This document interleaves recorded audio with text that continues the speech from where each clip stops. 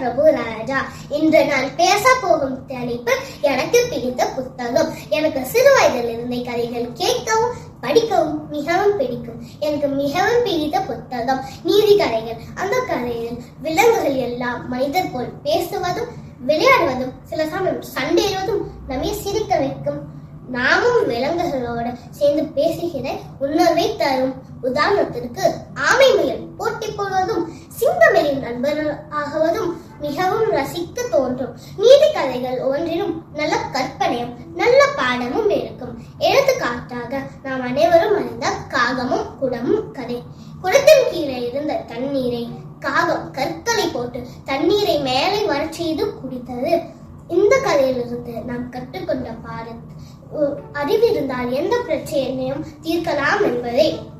அடுத்து ஆமை மற்றும் முயல் கதை. போட்டியில் முயல் வேகமாக ஓடியது, ஆமை மெதுவாக சென்றது. இறுதியில் வெற்றி பெற்றது ஆமைதான். இந்த கதை பொறுமையுடன் முயற்சி செய்தால் வெற்றி நிச்சயம் என்று சொல்கிறது. சிங்கமல்லி கதையில் வலையில் மாட்டிக்கொண்ட சிங்கராஜாவை சிறிய எலி எவ்வாறு மீட்டது என்று படிக்கிறோம். எவ்வளவு சிறியவராக இருந்தாலும் உதவ முடியும் என்று கற்றுக்கொள்கிறோம்.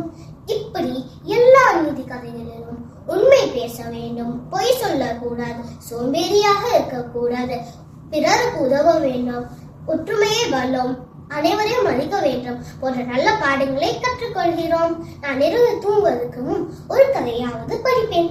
அம்மாவிடம் அதில் நான் கற்றுக்கொண்ட பாடத்தை சொல்லுவேன். புத்தகங்கள் நமக்கு நல்ல நண்பர்கள். அவை எப்போதும் நம்மை விட்டு போகாது. அவை நல்ல குணங்களை வளர்க்கின்றன.